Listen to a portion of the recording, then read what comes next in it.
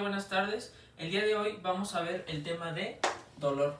Ya la clase pasada, el video pasado, habíamos hablado de las sensibilidades somáticas, que son tacto, dolor y temperatura. La vez pasada tocamos tacto y posición y esta clase corresponde a dolor y temperatura.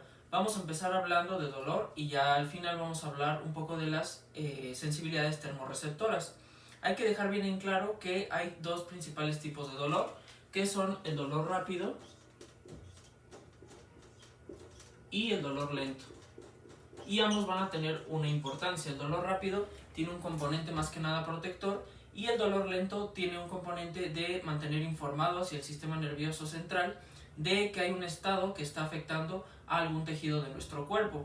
En el caso del dolor rápido vamos a ver que está enviado hacia el sistema nervioso a través de fibras A delta, que si lo recordamos en videos pasados ya habíamos visto que estamos hablando de fibras mielinizadas, y cuando hablamos de fibras mielinizadas que son mielínicas, estamos hablando de que contienen las estructuras que denominamos nodos de Ranvier.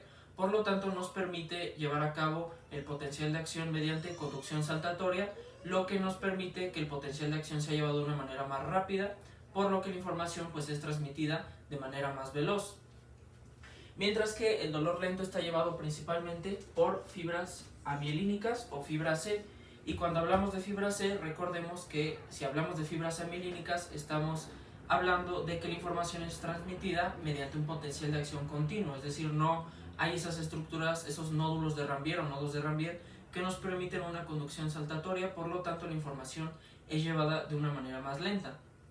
Cada uno de estos dolores tiene una importancia. En el caso del dolor rápido, podemos explicar estos dos componentes de dolor rápido y lento con un ejemplo pues bastante sencillo, que es como por ejemplo cuando yo me pellizco, cuando yo hago una cortada en mi dedo, inmediatamente lo que yo siento es un dolor inmediato. Ese dolor inmediato me hace quitar ya sea la mano que está siendo afectada o quitar el cuchillo o el objeto con el que sea que me esté cortando. Ese es el componente protector del dolor rápido. ¿Y por qué es inmediato el dolor? Pues porque está siendo llevado mediante fibras A delta.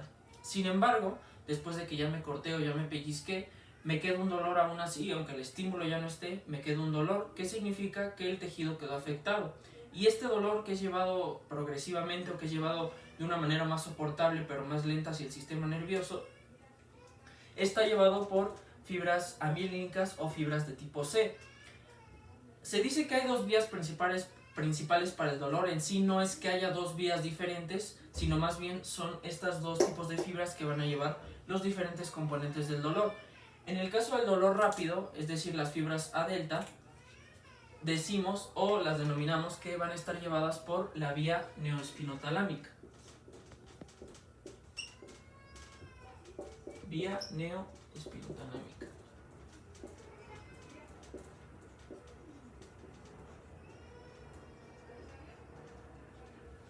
Y en el caso del dolor lento o de las fibras de tipo C, están llevadas hacia el sistema nervioso central mediante la vía paleoespinotalámica.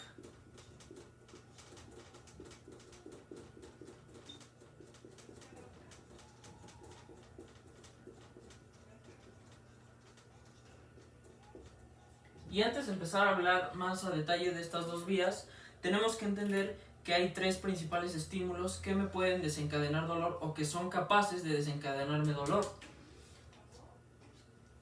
Los primeros son los estímulos mecánicos.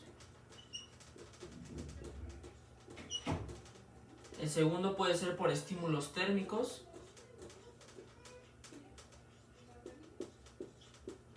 Y la tercera forma de desencadenar un dolor es mediante estímulos químicos. En el caso del dolor rápido, este puede ser desencadenado ya sea por estímulos mecánicos o por estímulos térmicos. El dolor rápido. Y en el caso del dolor lento, este puede ser desencadenado por cualquiera de los tres estímulos.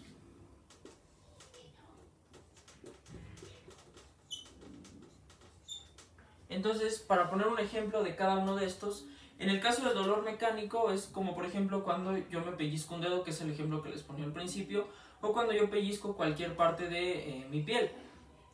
Hay que mencionar ¿Cuáles van a ser los receptores para el dolor? Los receptores para el dolor siempre van a ser terminaciones nerviosas libres.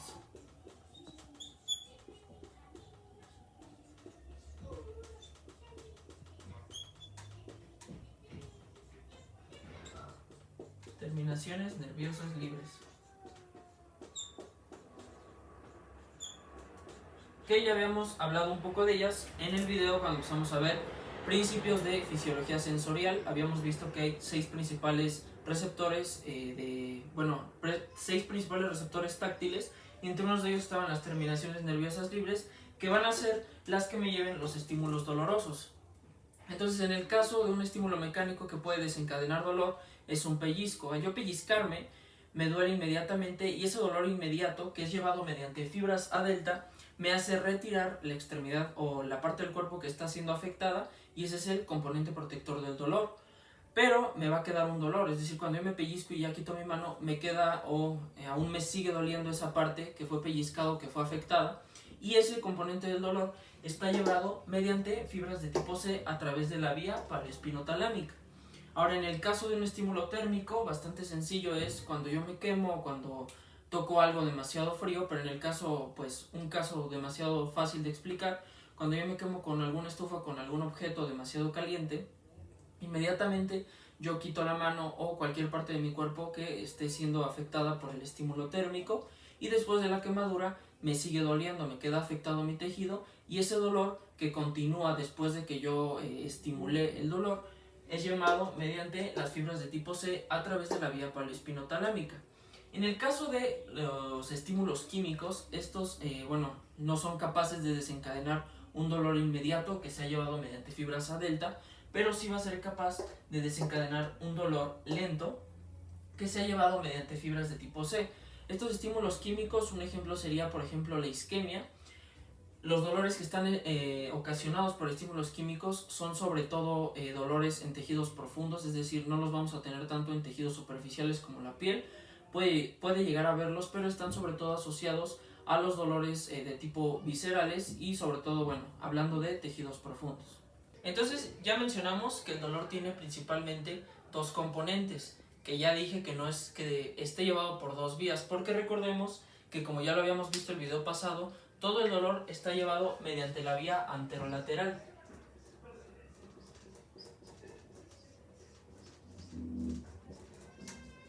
Que recordemos que esta vía anterolateral es la que lleva el componente del tacto grueso, a diferencia de del sistema columna dorsal o lemnisco medial, que lleva el tacto fino. Pero entonces todo el dolor va a estar llevado mediante toda esta vía lateral. Más adelante, ahorita, cuando hablemos de sensibilidades térmicas, vamos a ver que tanto el calor como el frío también están llevados por la vía anterolateral. Pero vamos a iniciar hablando de los 2 componentes del dolor, que se determinan por los 2 tipos de fibras que son llevadas estos diferentes, el dolor rápido y el dolor lento. Si empezamos a hablar del dolor rápido, como ya lo habíamos mencionado, está llevado por fibras tipo A delta, fibras mielínicas. Estas fibras van a penetrar por las astas dorsales, o más bien por la parte posterior de nuestra médula, para entrar en las raíces dorsales. Y las fibras A delta, es decir, las que llevan el componente rápido, van a hacer sinapsis en la primera laminación de Rexet. Recordemos que esta laminación de Rexet nos divide las astas de la médula, tanto anteriores como posteriores, en 10 segmentos. En este caso van a acabar en la primera porción del asta dorsal, que corresponde a la lámina 1 de Rexet. Aquí hacen su primera sinapsis y entonces entra la neurona de segundo orden, y esta neurona de segundo orden va a cruzar del lado contrario a través de la comisura anterior, que recordemos que la comisura anterior está por delante de este conducto, cruza y ahora sí va a ascender. Estas son fibras de tipo A delta. Una vez que asciende, se va integrando hacia lo que es la vía anterolateral, que también ya les había mencionado que lleva el tacto grueso. Hablando de el dolor o el componente lento del dolor, que son fibras de tipo C, igual van a penetrar por el asta dorsal de la médula espinal. En este caso van a acabar sobre todo en las láminas 2 y 3 de Rexet. 2 y 3 de Rexet. Aquí, neuronas de segundo orden, igual se van a interponer y van a hacer una nueva sinapsis en la lámina 5 de Rexet. Es decir, que las señales entran, hacen sinapsis en la lámina 2 y 3 de Rexet, aparecen otras neuronas que sirven de conexión, van y hacen otra vez sinapsis en la laminación o en la lámina 5 de Rexet, y ahora sí aquí, en la lámina 5 de Rexet, aparecen neuronas de fibras largas que igual se van a cruzar en la parte anterior o en la comisura anterior, y igual van a ascender y se van a incorporar a la vía anterolateral. Muy bien, entonces lo que vemos aquí de color morado es la parte o la vía neoespinotalámica que nos va a llevar el componente rápido del dolor, y la que vemos de color café o del lado derecho son las que nos llevan las fibras de tipo C, el componente lento del dolor, que también es llamada vía paleoespinotalámica. Ahora, ambas se van a ir integrando a lo que es el sistema anterolateral, que también lleva el tacto grueso, pero estas fibras, dependiendo si son de dolor rápido o de dolor lento, no van a terminar en los mismos lugares. Vamos a empezar hablando de lo que son las fibras que llevan información de dolor rápido, y vamos a ponerlas del mismo color. En el caso de las fibras que llevan dolor rápido, que son las fibras A delta, vamos a ver que la mayoría de ellas van a acabar en el complejo ventrobasal del tálamo, que ya habíamos visto en el primer video, o en el anterior video, perdón, que es la zona de relevo sensitivo. Entonces van a acabar en el complejo ventrobasal talámico. Complejo ventrobasal talámico.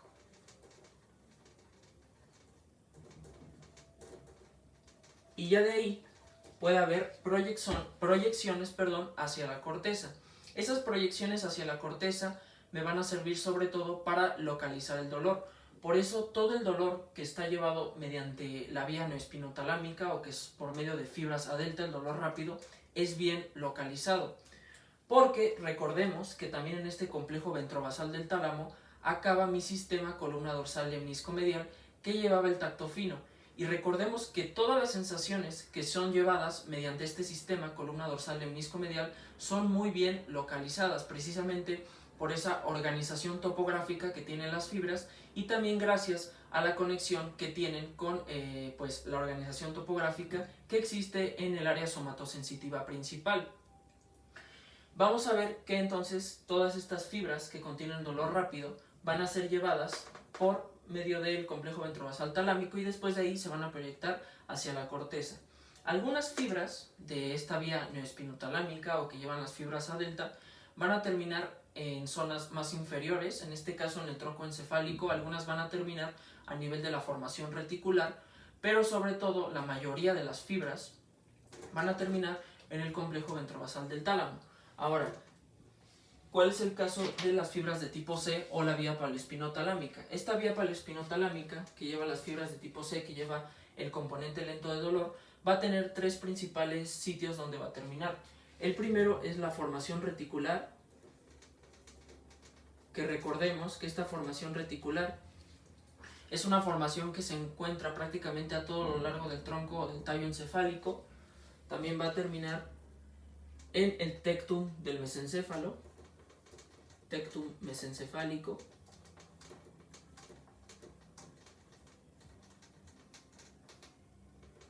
o también puede terminar en la sustancia gris periacueductal. Sustancia gris periacueductal. Ahora, una parte importante que hay que mencionar es que desde estas estructuras, sobre todo lo que es de la formación reticular y la sustancia gris periacueductal, va a haber proyecciones a través de neuronas de axón corto que van a viajar hacia zonas del tálamo, específicamente hacia los núcleos intralaminares. Núcleos intralaminares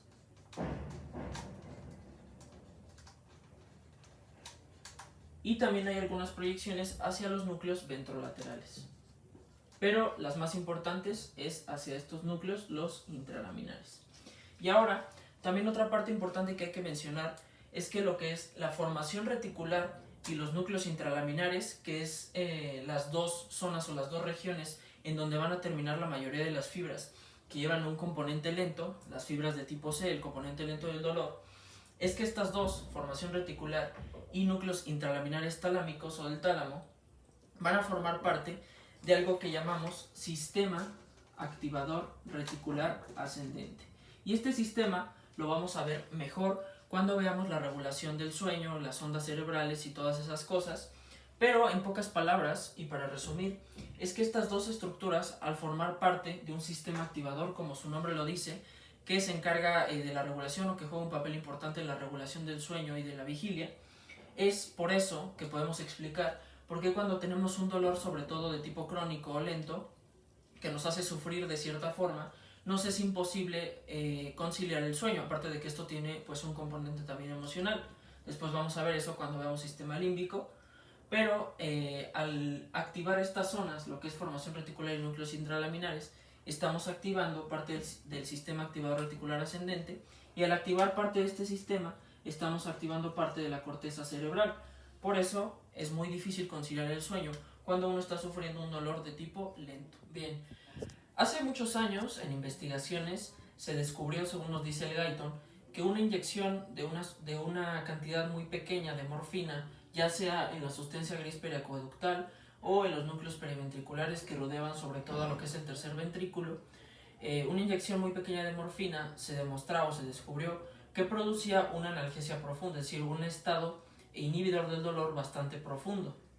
A partir de esto se inició la búsqueda de opioides cerebrales que fueran sintetizados de manera natural, y hoy en día sabemos que existen diversos opioides cerebrales, aproximadamente una docena, que derivan sobre todo de tres moléculas grandes proteicas.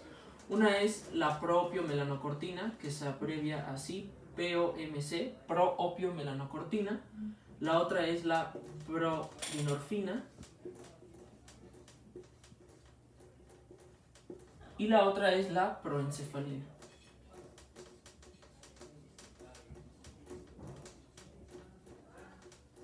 Y entre las más importantes que tenemos es la beta-endorfina. Ya una vez que se escinden estas moléculas y que dan origen como tal a los opioides cerebrales naturales, el primer opioide cerebral natural que tenemos importante es la beta-endorfina. Beta-endorfina. Tenemos las encefalinas, que son dos, que es leoencefalina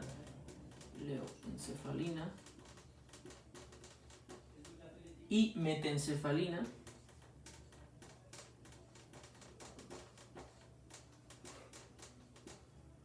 Y también tenemos la dinorfina.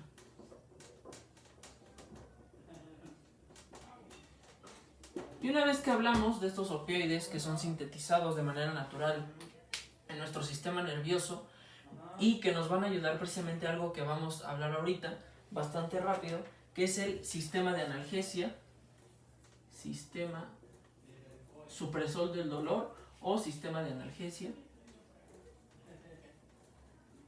que prácticamente es un mecanismo o un sistema, como su nombre nos lo dice, que ocupa el sistema nervioso central para suprimir el dolor, sobre todo lo que es el dolor crónico. Entonces se necesita tener un dolor bastante intenso para echar a andar o para activar el sistema supresor del dolor o el sistema de analgesia.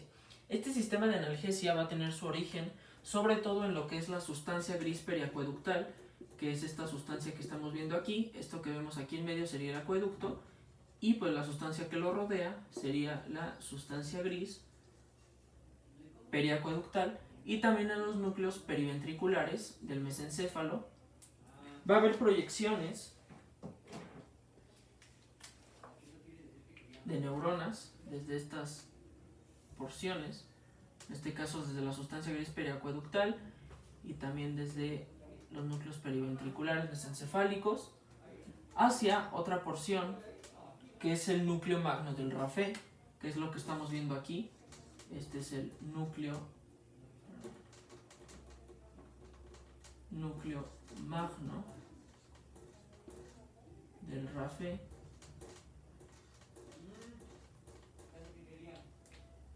Y estas neuronas que están enviando señales hacia el núcleo magno son neuronas encefalinérgicas. Neuronas encefalinérgicas, es decir, que están secretando encefalina.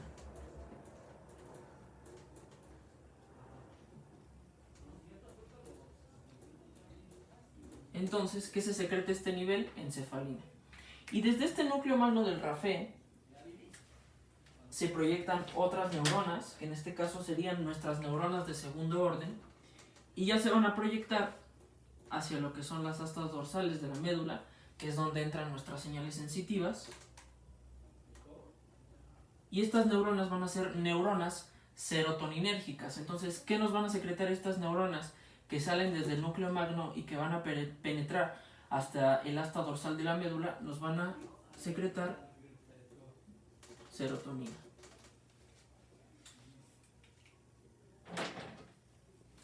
Y recordemos que nuestras neuronas sensitivas penetran por la raíz dorsal, o más bien por el asta dorsal, para inervar otras neuronas.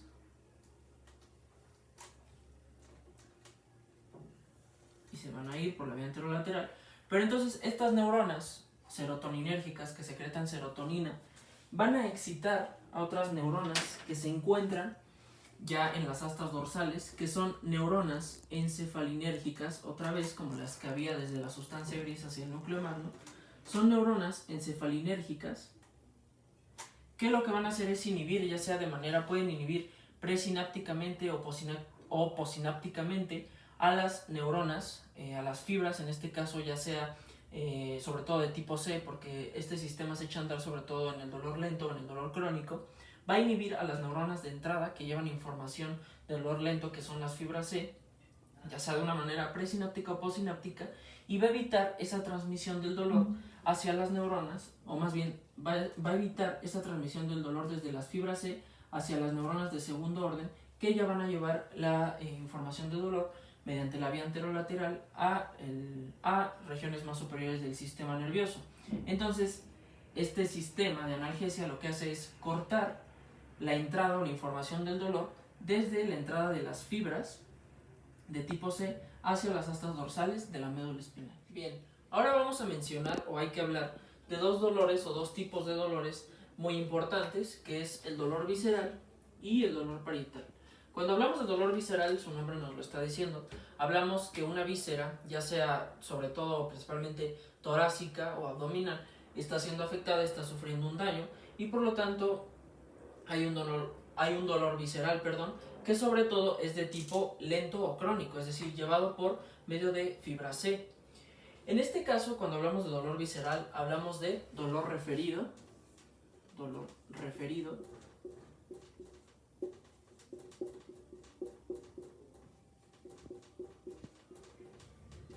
y el dolor referido se refiere a que cuando una víscera está siendo afectada por algún estímulo, sobre todo químico, que es el que desencadena el dolor de tipo lento, el dolor de tipo visceral, por la estimulación difusa de las terminaciones nerviosas que están inervando esta víscera, ya sea torácica o abdominal, estamos hablando de que como tal el dolor va a ser proyectado o va a ser diferido, o referido más bien, a una zona corporal bastante alejada. Por ponerles un ejemplo, cuando hay una apendicitis, cuando hay una inflamación del apéndice que se encuentra en la fosa ilíaca derecha, lo que suele haber es un referimiento o una proyección del dolor hacia la zona periumbilical, es decir, hacia la zona que rodea el ombligo, es decir, una zona que está alejada de en sí la zona específica que está siendo dañada o que está inflamada, en este caso el apéndice.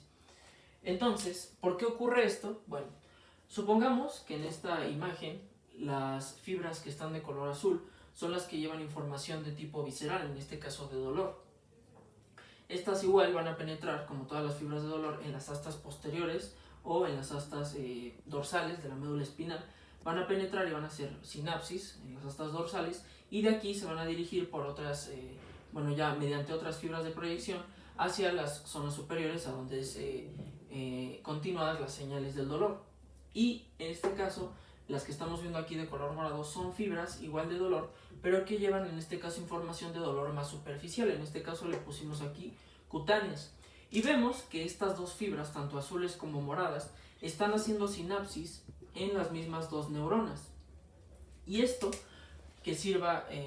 para que sirva como ejemplo de que muchas veces las fibras que llevan dolor visceral van a hacer sinapsis en las mismas neuronas en las que hacen sinapsis las fibras de dolor, pero en este caso las que llevan dolor, la información de dolor de tipo superficial o cutáneo.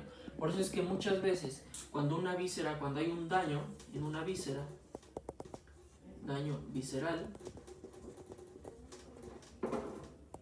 las fibras que inervan obviamente llevan información de daño hacia las astas dorsales, información de dolor, pero hacen sinapsis en las mismas neuronas en las que hacen estas neuronas o estas fibras, y por eso el sistema nervioso lo interpreta como que hay un dolor en la región corporal superficial o en la piel de un segmento que muchas veces no tiene nada que ver con la zona que está siendo realmente afectada. Ahora, cuando hablamos de dolor parietal, vamos a hablar de un dolor, por así decirlo, directo. Dolor directo.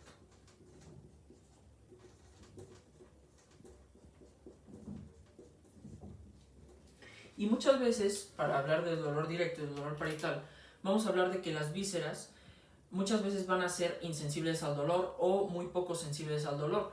Para que haya realmente un dolor visceral va a tener que haber una estimulación difusa, es decir, una estimulación de muchas nerviosas libres que inervan esa víscera. Es decir, el dolor o los daños de tipo localizado en las vísceras muchas veces no van a originar dolor. El ejemplo que nos pone el Guyton es que si nosotros, por ejemplo, si algún cirujano cortara alguna parte de nuestro intestino totalmente a la mitad de sentido transversal, quizá no sentiríamos ningún dolor o muy poco dolor. Esto porque realmente las vísceras no están tan ricamente inervadas como son las zonas superficiales de nuestra piel. En cambio, si hay una estimulación de muchas nerviosas libres, de muchas terminaciones nerviosas libres que nos llevan en este caso el dolor, la información de tipo de dolor visceral, si hay una estimulación de muchas de estas, pues el efecto es acumulado y ya es cuando sentimos el dolor visceral, como por ejemplo cuando hay una isquemia de una zona bastante extensa del intestino, se están activando muchas terminaciones nerviosas libres dolorosas para estimular el dolor, y en este caso provoca un dolor bastante severo, un dolor bastante profundo, y es el dolor de tipo visceral, que muchas veces es el dolor referido. En este caso, a diferencia de las vísceras, las capas parietales o las capas parietales, las paredes parietales van a estar ricamente inervadas, como por ejemplo lo que es la pleura, el pericardio y el peritoneo parietal. En este caso, estas paredes parietales, al ser ricamente inervadas y al haber un daño de estas, pues van a provocar un dolor de tipo agudo o un dolor de tipo rápido, que en este caso es referido hacia el segmento corporal suprayacente o que está inmediatamente suprayacente a esa zona. Por lo tanto, ese dolor va a ser directo. Bien, para que entiendan un poco mejor esta diferencia entre dolor visceral y dolor parietal, vamos a hablar del ejemplo que les estaba dando hace un momento, que es de la apendicitis. En este caso, cuando el apéndice esté inflamado, el dolor, que es de tipo visceral, el dolor visceral suele ser referido o suele ser interpretado mediante dos vías distintas. La vía visceral verdadera, la primera es la vía visceral verdadera, que es la vía referida, del dolor referido, y la vía parietal, que va a ser la vía directa.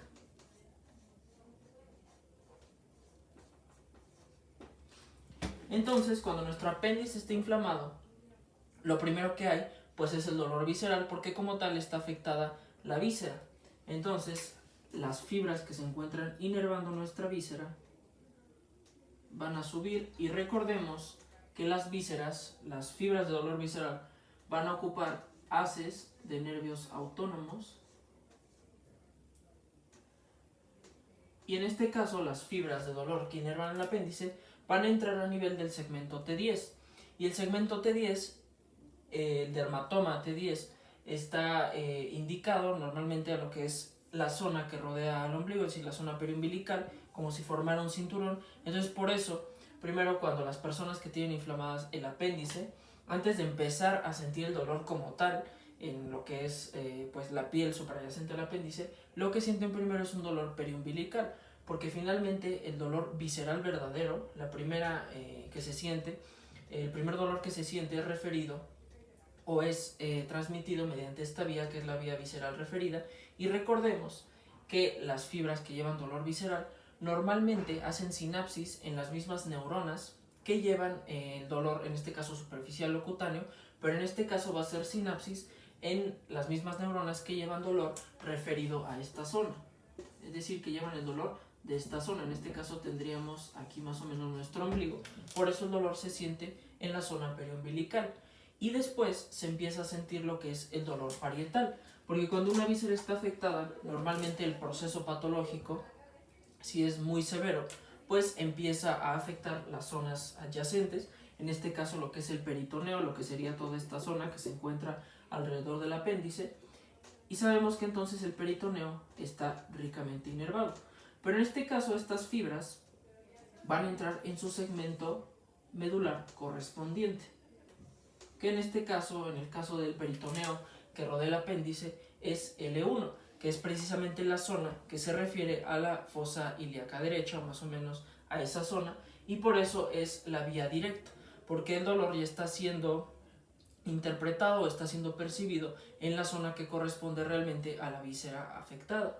Bien, vamos a hablar ahora de temperatura, que como ya se los dije al principio del video es un tema bastante sencillo y bastante rápido, y vamos a empezar a definir los tipos de receptores que son capaces de detectarme estímulos térmicos, que en este caso van a ser 4 principalmente. Vamos a mencionar los 2 primeros, que en este caso corresponden respectivamente a los receptores para el frío y a los receptores para el calor. Y va a haber otros 2 tipos, que en este caso unos van a ser receptores para el dolor que provoca el frío, es decir, receptores para el dolor provocado por el frío, y los otros van a ser receptores para dolor desencadenado por estímulos térmicos, en este caso calientes.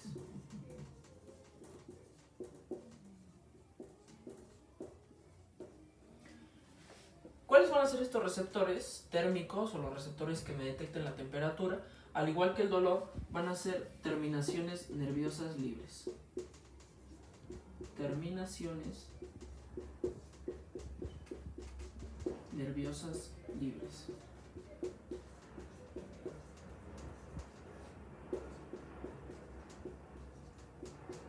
Las terminaciones nerviosas libres ya habíamos dicho, que llevan la información hacia el sistema nervioso central mediante fibras de tipo C. Y en este caso, a la hora de terminaciones nerviosas libres, vamos a ver que estas van a ser principalmente las que lleven la información de los estímulos de calor.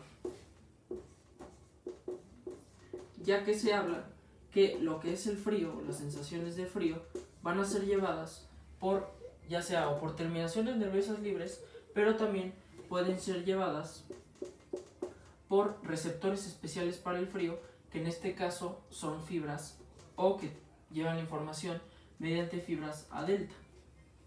A su vez, hay más receptores, o se dice que hay más receptores para el frío que receptores para el calor. Ya vimos que son 4 los principales receptores que nos llevan información térmica, y en este caso van a tener un umbral o un valor de estimulación distinto. En este caso no es lo mismo que yo sienta calor si toco una taza caliente, pero en este caso no estoy sintiendo dolor. Pero si yo toco una estufa, igual estoy sintiendo calor, pero en este caso se está desencadenando un dolor. Esto porque la temperatura es demasiado alta. Esto es decir, que a partir de una temperatura, en este caso, por ejemplo, en el caso del calor, por ejemplo, a partir de los 45 grados, que es donde empieza la mayor parte del daño a los tejidos, a partir de que yo toco un objeto o hay una temperatura de 45 grados o mayor, se empiezan a activar los receptores de dolor de calor, y es ahí cuando yo siento un estímulo que es molesto para mí, que ya no solo siento calor, sino también siento dolor, pero es desencadenado finalmente por un calor intenso, o como lo dice el Guyton, por un calor ardiente.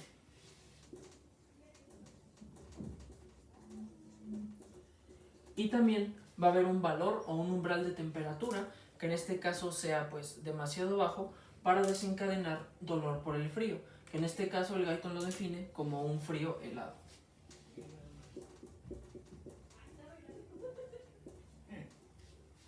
Y ahora en este caso vamos a hablar que no va a ser la misma cantidad que tengamos de receptores para el dolor a receptores para la temperatura. En este caso, en cuanto a los receptores para el dolor, que ya hablamos que son terminaciones nerviosas libres, ya sea que lleven información por medio de fibra C o tipo A delta, en el caso del dolor, van a ser bastante extensas. Por ejemplo, en el caso de la piel, tenemos terminaciones nerviosas libres en prácticamente la totalidad de nuestra superficie corporal y en otros tejidos más profundos.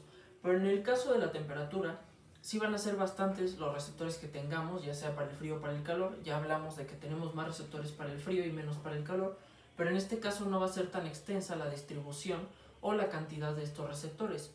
Por eso es que cuando, por ejemplo, nosotros tocamos un objeto pues que es muy caliente o muy frío con alguna parte pequeña de nuestro cuerpo, sí somos capaces de detectarla, pero si nos cambian ese objeto por algo más caliente o por algo más frío, no somos capaces de identificar el cambio. Esto porque no contamos con la suficiente cantidad o la suficiente densidad de receptores en esa parte pequeña de nuestra superficie corporal como para detectar las diferentes gradaciones de los cambios de temperatura.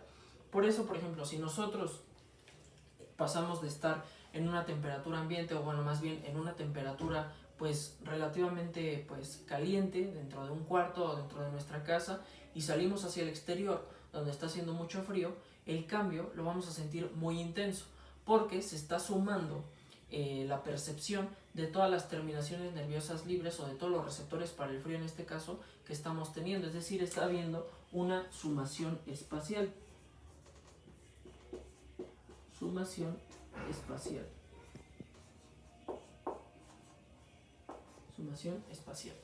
Y en este caso, por ejemplo, si yo en vez de sacar todo mi cuerpo, saco solo una pequeña parte de mi mano, por ejemplo, o un dedo, pues no voy a ser capaz de percibir tanto ese frío. Sí lo voy a sentir el cambio, pero no va a ser tan intenso. En cambio, si yo salgo de ese cuarto o de esa recámara o de donde esté hacia el exterior, donde hay una temperatura más fría, sí voy a ser capaz de detectar el cambio, aunque sea más mínimo, por la sumación espacial, porque se suma el efecto de percepción de todas las terminaciones nerviosas libres que yo tengo para detectar los diferentes cambios o las diferentes gradaciones de temperatura. Y bueno, ya para explicar la vía de la temperatura, por así decirlo, ya habíamos visto que igual en el video pasado la temperatura igual es llevada por la vía anterolateral o por el fascículo anterolateral, pero en este caso, para explicar el recorrido, vemos que las fibras que nos van a llevar información de temperatura van a penetrar igual por las astas dorsales, van a terminar a nivel de las láminas, en este caso 1, 2 y 3 de Rexet, y de aquí se van a incorporar, o más bien van a hacer sinapsis con neuronas de segundo orden, que ahora sí van a cruzar por la comisura anterior y van a ascender por la vía anterolateral, terminando principalmente en dos regiones. Puede ser a nivel de la formación reticular, que ya vimos que es donde termina la mayor parte de las fibras que llevan dolor lento, o en este caso también a nivel de la zona de relevo sensitivo del tálamo, que recordemos que es el complejo ventrobasal talámico. Y ya de aquí se puede hacer, o más bien van a ir proyecciones hacia la corteza cerebral, que igual la mayor parte de las veces me va a servir para localizar los estímulos térmicos, no tanto para la percepción, sino solo para localizarlos. Y ya por último, una característica que hay que mencionar es el proceso de adaptación de estos receptores. Y es que estos receptores de termoalgesia, es decir, los que corresponden tanto a temperatura como a dolor, no van a ser adaptables, es decir, jamás van a llegar a adaptarse del todo. Puede llegar que se adapten un pequeño porcentaje, pero jamás se van a adaptar al 100%. ¿Esto por qué? Porque están manteniendo al sistema nervioso central, en este caso al encéfalo o a regiones inferiores, basales, informadas constantemente de lo que está ocurriendo en nuestro cuerpo. En este caso, por ejemplo, hablando de dolor, ya sea o dolor de la superficie corporal o dolor visceral, cualquier tipo de dolor, lo que nos está informando es que hay un daño, es que hay algo que no es normal, algo que es anormal en algún tejido o en algún órgano, que un órgano está siendo afectado. Entonces esa información va a viajar en forma de dolor hacia el sistema nervioso y pues tiene que haber un dolor para motivarnos a nosotros a cambiar ese dolor y ya suprimir el estímulo o acabar con el estímulo que está causando ese dolor. Y en el caso de la temperatura, en el caso por ejemplo del calor ardiente o del frío helado, que también causan pues un dolor, pues van a mantener al sistema nervioso informado o le van a informar de algún estímulo que en este caso está dañando o está cambiando pues nuestra superficie corporal, o en este caso algún estado en el que nos encontremos.